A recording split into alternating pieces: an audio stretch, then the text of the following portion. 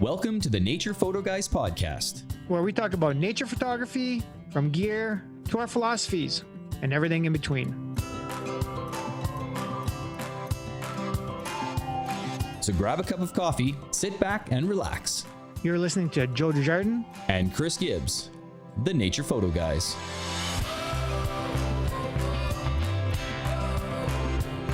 So hey Chris, how are we doing this week? Good, Joe. How are you doing? How's things since last episode?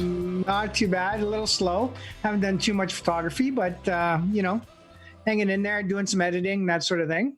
Good, yeah, that's good. Oh, I wanted to mention congratulations on 25 years of marriage. Oh, well, thank you very much. Yeah, did you have a good weekend? We did have a good weekend, actually. Our girls surprised us and put together a bit of a video with everybody giving us some congratulations, and I saw your face on there, so thank you very much. Oh, no worries. I'm glad you had a good time. 25 years, eh? Wow. It's been a long time. Yeah, we've been together for 30, but 25 years of marriage. So cool. Well, congrats. We got married when I was 10. So excellent. Yeah. Perfect. Right on. So, Joe, over the last couple of weeks, we've had a couple of questions. One person has said, Quentin, he is saying that, he loves our YouTube version. He can actually see us and see our enthusiasm. So that's nice to hear. Okay. No, awesome. Thanks, Quentin. Yeah. So some positives there. And I got a couple questions regarding my switch to Canon to Fuji. Have I done it? That kind of thing, right? And I just wanted to let everybody know that no, I haven't officially moved everything over from Canon to Fuji. I'm still using both systems. However, it's too expensive for me to go purchase the same lenses, a 70 to 200, a 100 to 400, all these big lenses on the Fuji side. Yeah, so, what I did was I found this, it's called a Fringer EF to FX Pro 2 adapter. So here it is here. Yeah, I see it. Yeah, cool. So it's basically allows me to put this adapter on my Fuji camera. So let's grab this here. So here's the Fuji camera, my Fuji X-T4. So it allows me to put it on here, just like you're putting on, just anything, any lens. So it allows me to put it on there. It's just, there's no lens in there. There's no glass. So it's just a little adapter. And now I'm able to take here's my 70 to 200. And so there you go. So that's basically what it looks like. So the adapter goes between my Canon lens and the Fuji X-T3 or X-T4. And it basically allows me to continue with autofocus. So it actually, the autofocus system continues. And there's an aperture ring on there. So I'm able to adjust my aperture because the Fuji cameras basically have on the X-T3 and X-T4, they have a ISO dial on the top of it. They have a shutter speed dial on the top of it. And the apertures are mostly controlled by the ring on the Fuji lenses. So this adapter, this is the Pro 2. The lower model doesn't have the aperture adjustment on the adapter, but this one does. So I'm able to control the aperture. So the speed of the autofocus and the speed of the camera, I can still get great shots, 15 frames per second. Yeah. If you can hear that. So, so it's amazing. So the jury's still out on it. I've used it for, some sports action kind of stuff, a bit of wildlife with the buddy. But I'm going to monitor it and see if I can use it for now. And, it's just a bit of a cheaper option for people. I think it was around $500 Canadian. Oh, and, cool. So it's not an astronomical price, and gives me using the beautiful lenses of the Canon lenses that I use on my other cameras. So now nice. This also gives me the ability to shoot 4K on my telephoto lenses and all that. So 4K wildlife, for lots of 4K footage that I couldn't before on my Canon 5D Mark III and 70 Mark II. Yeah, you betcha. That's an awesome little tool you got there. Yeah, so I just wanted to show everybody who's asking about that. So that's basically it. So far, I'll let everybody know. I'll test it for a while and let everybody know how it goes. And you had another question about why you shoot two bodies or something? That's right. I did get another question why I have two Fuji cameras. So basically, in my video side, I do shoot two camera shoots. So I do two video shoots if I'm doing an interview or whatever. But on the photography side, I've always used two cameras, as much as I can. I always have my one camera set up with my telephoto lens. If I'm on Canon Ascus and I'm looking for wildlife, I have that one good to go. But I also have my other one ready to go with a wide angle lens for landscape. So it's kind of how I've done it. I think you mentioned that maybe in one of your workshops in the past as well. So that's kind of what I do. It's kind of a thing I always prepare. So I want to do the same thing on the Fuji side. Yeah, that's exactly it. I do the same. I have one camera body with a long telephoto, and then the other camera I might have like a 100 to 400 or something like that. Gives me Sure. a better range, right? So, or I'll put on a wider angle, like a 24 to 70 or something. So 24 to I 70. got them Yeah. both. Yeah, Yeah, exactly. So exactly. So you're it just prepared makes for sense. whatever is happening, right? Yeah, you betcha. And I mean, if I'm out in the field too, I'll have that second camera body slung over my shoulder with a 24 to 70, and then carry my larger telephoto like a 500 or whatever it is.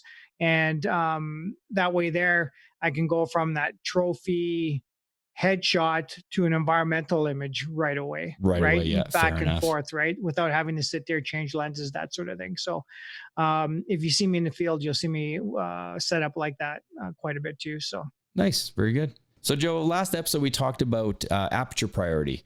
So, this week, why don't we talk about shutter priority? Because that's the natural move, right? So, shutter I think so. priority on the camera, is a little different than aperture priority because you're controlling the shutter, correct? That's right. And for those that don't know, shutter is marked as a TV for a time value, or a lot of the cameras will have an S for shutter. So those are the nomenclature for to set it to shutter priority. And what you're going to hear now is we'll explain shutter priority a little bit, but you're going to hear us reference back to aperture priority. Yeah, and the episode reason 4, right? and the Yeah, reasons why. Okay. And just as a reminder, we talked about aperture priority in episode 4. So we did. if you missed it, go back, listen to episode 4. That'd be great. Get up to speed a little bit. So shutter speed is I guess the best way to explain it is the amount of time it takes for light to hit the sensor. So the speed is in seconds. Okay, so either fractions of a second, like 1/500th of a second, or full seconds, like 1, 2, 3, 4.5, 5 seconds.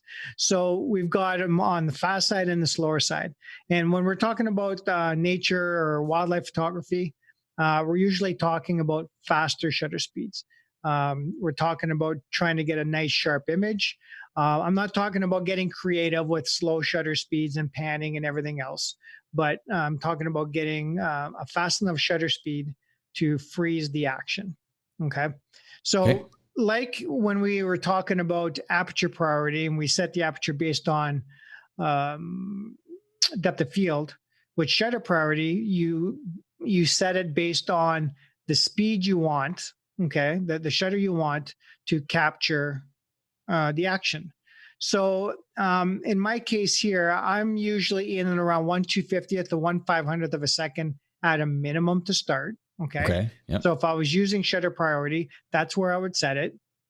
Then I would set my ISO accordingly. And then the camera decides on what the aperture is. Okay. Yep. Now, there's a couple of drawbacks to that I can see. Okay. For one, if you don't have enough, if your ISO isn't set high enough, you're going to, depending on the camera, the aperture is going to blink or turn red or something, saying that there's just not enough light coming through. Right. For sure. Okay. The second drawback is the camera is picking the aperture for you. So, in essence, it's picking the depth of field for you. Okay. Now, whether you want it, wide open and soft, or you want it stop down and more items or more of the frame in focus. So you can see why when we talked about aperture priority and starting with depth of field first is an advantage. Okay. So, I mean, that's what shutter priority is about, right? Okay. So this way here, you do get the minimum shutter speed you think is going to freeze the action. And that way there, you're not going to get blurry pictures, right? So, okay. So when you're out in the field and you are, you set your shutter speed, you're trying to capture, say, an elk running across the field. You're trying to you want to freeze the elk in motion, correct? That's right. Yeah. Okay, so basically, are you thinking, if you're looking at an aperture of, okay, when the camera's deciding f16 or something like that, and you're not really keen on the depth of field that it's producing, are you thinking at that time that you're just capturing the elk, you just want it running, you're not worried about depth of field or anything at that point? Oh, at times, absolutely. You can do that. But, if you've got f16 as an aperture based on, say, 1/500th of a second shutter speed, then your ISO is through the roof. Right. Okay. You know what I mean? There's just too much light coming in, right? You're not taking the your time to aperture- make adjustments. That's right. And you see, with any of these settings, aperture priority or shutter priority, it's not an automatic.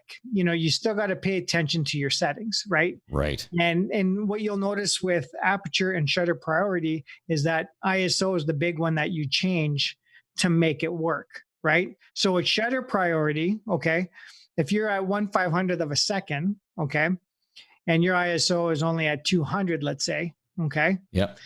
if your aperture number starts to flash or goes red or whatever your camera does to indicate there's something wrong, then okay, I need to increase my ISO. I need to bring in more light so I can at least reach the minimum aperture to allow the sufficient amount of light to get the proper exposure, right?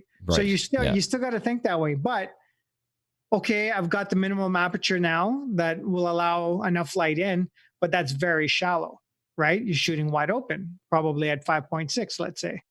Okay. Now, is that what you want for your image? Shallow depth of field, or do you want more depth of field? And if you want more depth of field, then you're going to have to increase your ISO, right? Yes. So it'll give you more depth of field, so your aperture can start stopping down based on 1/500th of a second. So you see, you have to learn the settings. You have to learn how they work with each other. Like our next episode, we're going to wrap it up with ISO. And then we're going to talk about how all three work together, like the exposure triangle. But this episode today, we're just trying to give you a feel for shooting in shutter priority, right? So I hope this is making sense. Yeah, I think so. Yeah, for sure. Hopefully, if anybody has any questions, let us know, and we can pick it up on the next episode and clear it up if that's the case. Yeah, you betcha. So you can see how in episode 4, talking about aperture priority, when I set the aperture, okay, it's going to be fixed at, say, 5.6. ISO is going to be fixed at, say, 400. Now, the camera is going to decide on the shutter speed, okay? Yep. And you can see right there, if it's not fast enough, I'm just bumping up my ISO. And it's a button at the top and scroll. Like, it's so fast to do to get my shutter speed up, right? And that's it. I already have control of the image as far as depth of field goes, what I want it to look like.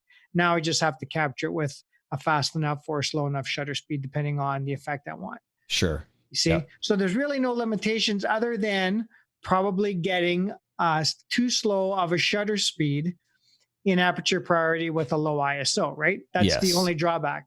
So, when you hear click, it's like, oh crap, my ISO is at 100, it should be at 800. Something like that, right? Exactly. Yes, for sure. But with aperture or with shutter priority, you can see there's a little bit more thought involved. Yeah, sure, I need to increase my ISO, okay, to allow more light in, to allow the aperture to get to where it needs to be. But now you're stuck there at, say, 5.6, okay, 5.6, but you wanted f8, f11. Okay, then you just keep increasing the ISO, right? Or you turn down the shutter, maybe a stop. You go in from 1/500 to, say, 1/250th of a second, which still might be fast enough to capture the image. Yeah, if there's no running animals or anything like that. That's right. Yeah. So you can work with both. Mm-hmm. But the biggest suggestion I can offer about aperture or shutter priority is pick one and get so good with that one that it becomes second nature. Exactly.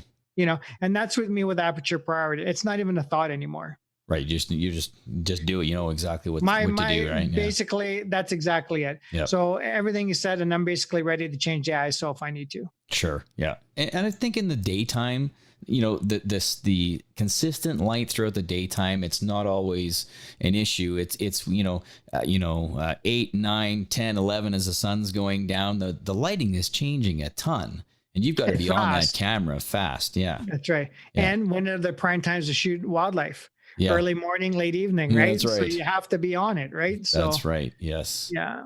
Yeah, So for sure. that's that's a little bit about shutter priority. I mean, I'm not sure what else I could really touch on. You have anything to add with that, or? No, I don't think so. I was just gonna let everybody know. I mean, at the end of the day, just make sure you're, if you're out hiking at nighttime, or you're looking for wildlife, or whatever, pay attention to your camera. Be prepared, right? As the light's changing, even those no animals that you have seen at the moment, make sure you're making those adjustments so you're prepared for a bear to run across the, through the forest or whatever, so you can capture that shot without having to start playing with your camera because you weren't paying attention.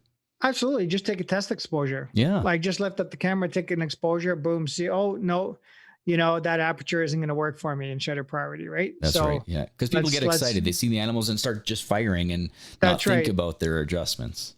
That's right. Yeah. And most times what's going to happen is, on some cameras, you'll get like a bounce of the shutter. It won't actually even take the picture if your aperture number or whatever it is blinking, or it's red, or whatever it is, right? So you just have to pay attention to that too, right? So with the light changing, in the golden hour times, do you find yourself using shutter priority more at those times because the shutter speed you're looking for, and the aperture is going to make the adjustment as the light changes and with the ISO?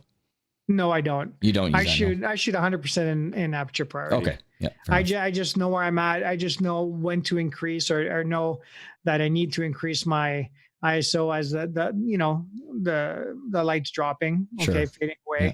And that's just how I've done it for so many years. Well, and you get used to the depth of field that you like, right? Yeah. That's right. Yeah. And I mean, when it starts to get darker and stuff, you're obviously opening up. I mean, if you like that depth of field of, say, f8, f11,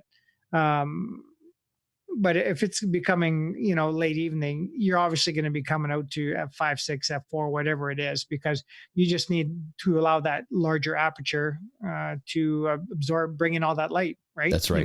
And some cameras can do a lot better than others, right? It's and that's why I kind of average it to 5.6, because it just depends on the quality of lens you have, right?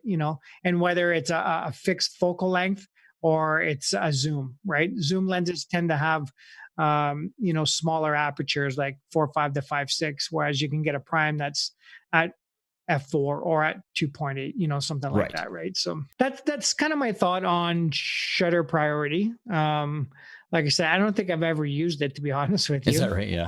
Yeah. Because you can, like I said, and you're going to hear this in episode 4, like I said, you can do it all in aperture priority, right? Yes. You know what I mean? Yeah. But again, it's maybe people shooting in shutter priority we'll say the same thing. Oh, you can do it all in shutter priority, and you can, absolutely. Fair enough. It's just what you're used to doing. Yeah. If you've done it one way for so long, well, I'm not changing the other way, right? That's right. Because it is the same thing. Yes. You know what I mean?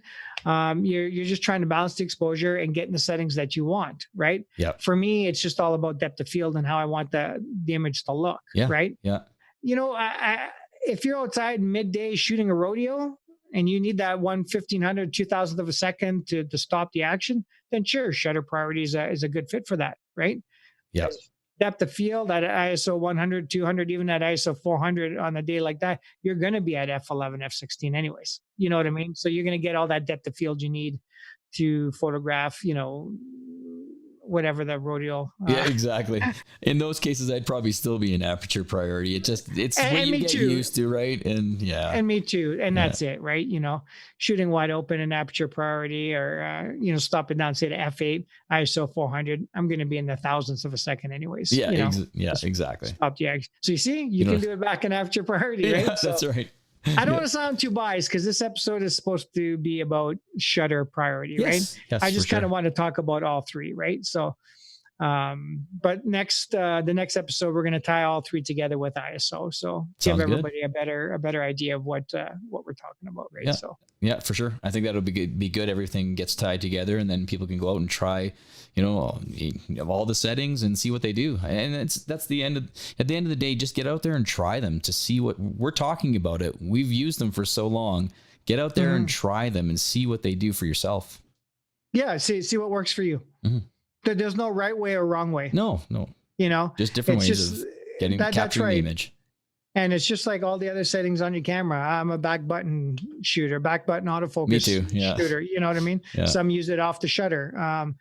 It's just whatever you're comfortable doing, whatever becomes second nature to you, just leave it is my suggestion. Because when you're in the heat of the moment and things are happening, the last thing you want to do is pull the camera down, look at it, make adjustments, and then pull it back up to your eye and keep shooting. Right. Right. That wolf's gone. That everything is done. You know what I mean? Yeah. So it needs to be working second nature. And that's why I also say too, like learn the buttons at the top of your camera, because usually it's going to be like ISO, right? It's going to be white balance. It's going to be mine on one of mine. It's ISO exposure comp white balance.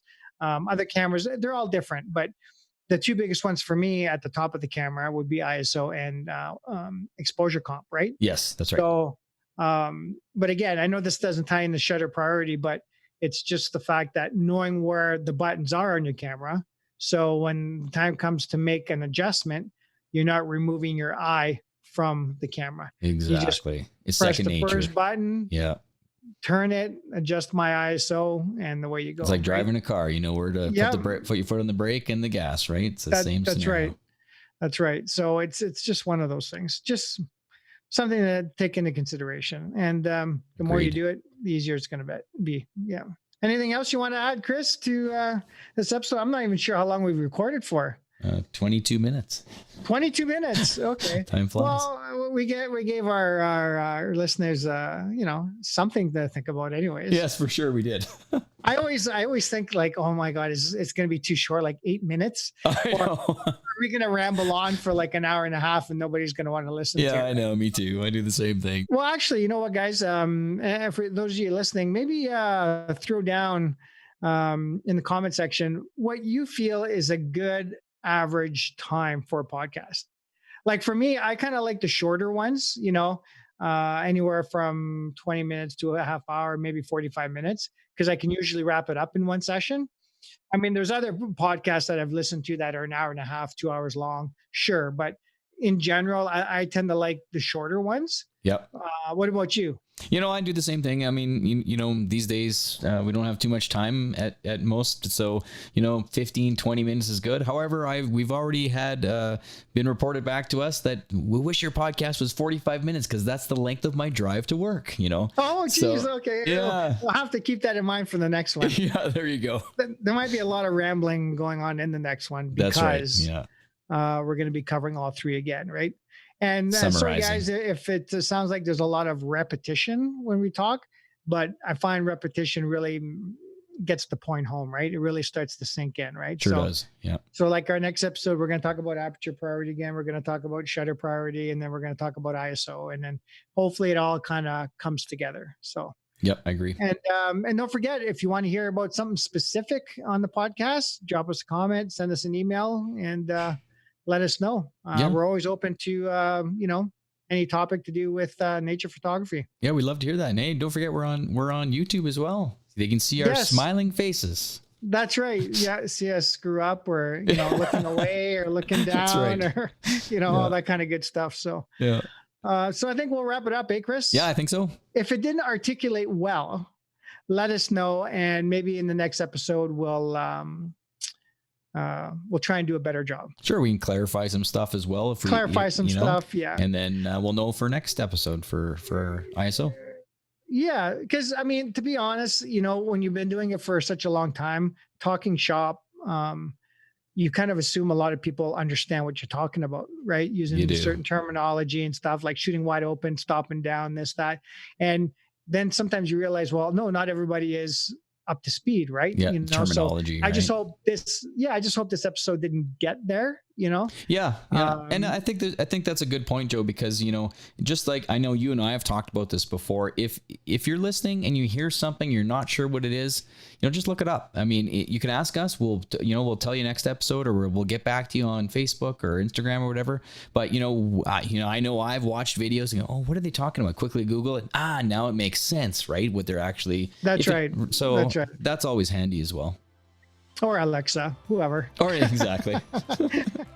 Okay, guys, thanks for listening. And just to finish things up here really quick, I do have a workshop coming up September 17th to the 20th out in Waterton Lakes National Park with Monica Deviat. So you can check that out at joedesjardins.ca under the workshop tab. Well, that sounds great, Joe. Thanks, everyone, for listening. We'll catch you on the next episode. Bye for now. You've been listening to the Nature Photo Guys podcast. If you have any questions, contact us at info@thenaturephotoguys.ca or message us on Facebook and Instagram at the Nature Photo Guys Podcast. Make sure you listen to all our new episodes on www.thenaturephotoguys.ca or visit your major podcast providers, including Apple Podcasts and Spotify. We'll catch you next time on the Nature Photo Guys Podcast.